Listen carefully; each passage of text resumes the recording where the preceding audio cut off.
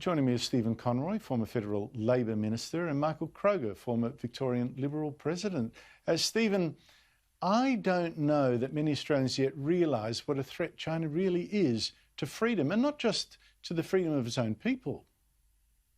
Well, that's right. I think Australians have all wanted to be optimistic about the rise of China, that it would take its place as one of the two most powerful countries in the world, if not, some would claim the most powerful, and it would do it in a benign way that abided by international rules and didn't pursue a might is right policy. But for the last few years, particularly since the president's installed himself for life, changed the Chinese constitution, massively begun an arms race, started fighting with all his local neighbours and international neighbours, even down to silly things like what's happened at the Queensland University to the kid who challenged them, and down to protesting if an academic says that the coronavirus actually did originate in Wuhan, China, which is what the Chinese said at first. But Michael Kroger, we have to not overlook the fact that a lot of business people thought China, land of milk and honey for us, and have been active in quashing debate, in saying, listen, look at the money. So many people seem to forget the most basic thing. It is a dictatorship, full stop.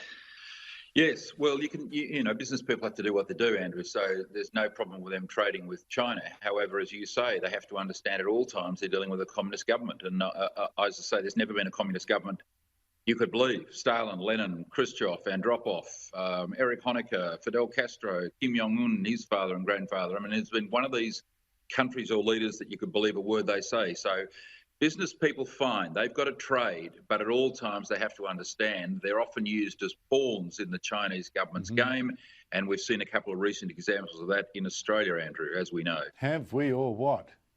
Yes, a particular minor as well. Stephen, Lindy Chamberlain, 40 years ago today, her daughter was killed by a dingo. The mob, many journalists in fact, blamed Chamberlain for that because her religion was odd. She looked cold, and crimes against children are so horrible that we must never defend the accused, and she was jailed for a crime she did not commit. Do you see parallels, as I certainly do, with the pack attack on Cardinal George Pell that had him jailed for sexual assaults on children that he could not possibly have committed? Look, I think both of the cases you've pointed to show that ultimately Australia's legal system gets it right. And you have to trust to the full process, not cherry pick along the way. This court found this court found that, one judge, 7 judges.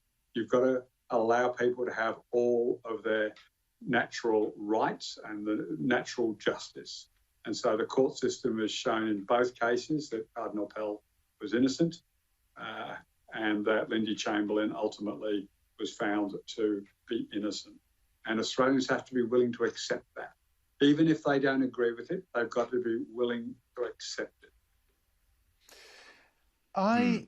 Can I tell you, Michael, why I have trouble with that trust the court system? In both cases it got it right, but only after people spent, in Cardinal Pell's case, 404 days in jail for a crime he could not possibly have committed. The appeal, the Court of Appeal in Victoria should never have upheld that verdict. It's a mystery to me how it could have.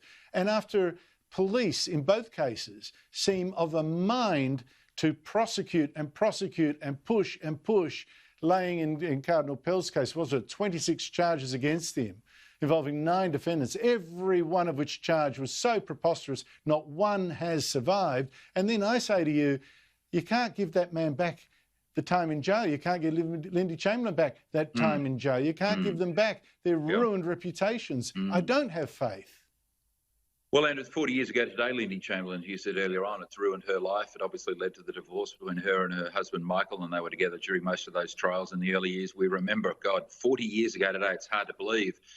But no, she can't get her life back, and nor can George Pell. And as you correctly and courageously said on this program and on Sky, and you are absolutely correct in relation to Pell, there's no way he could have committed these offences. Thank goodness the High Court got it right. And it is a deep concern to many people that the lower court, albeit by 2-1, found that he was guilty, and you only just needed to read the 3 verdicts, the 3 judgments, and the judgments of Mark Weinberg to realise that he was his analysis was correct, and the High Court so held.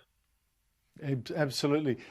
Stephen, can I just ask you, Australia is the only democracy that I know of that bans its people from flying overseas. It's one of these virus restrictions. You have to apply for permission to leave.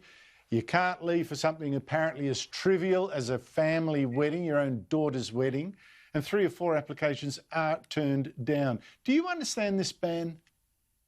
Look, I didn't realise it was being applied quite so rigorously. And I did see Greg Hunt earlier tonight on the TV saying, oh, there's a reason for this, and that's because they want to come back.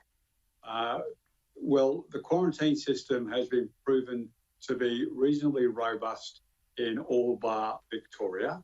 I can understand Victoria saying, hey, we've got a problem, we need to shut down this quarantine process, can you put them into other states?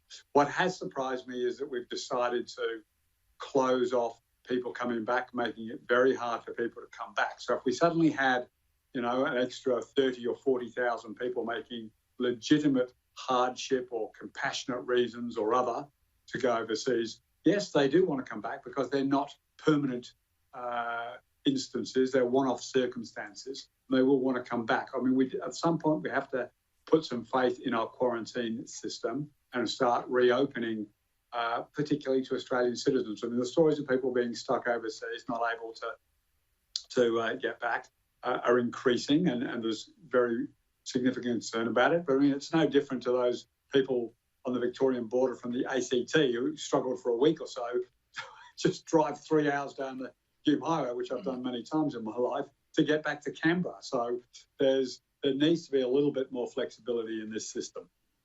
Michael, what do you think? Couldn't agree more. If someone wants to travel overseas and they come back here in 2 weeks quarantine, Andrew, and they pay some form of quarantine fee, they pay for their own quarantine. They do. They've got to pay themselves anyway. But then they pay some kind of fee because someone's got to monitor the quarantine. So you pay an extra couple of grand to be monitored.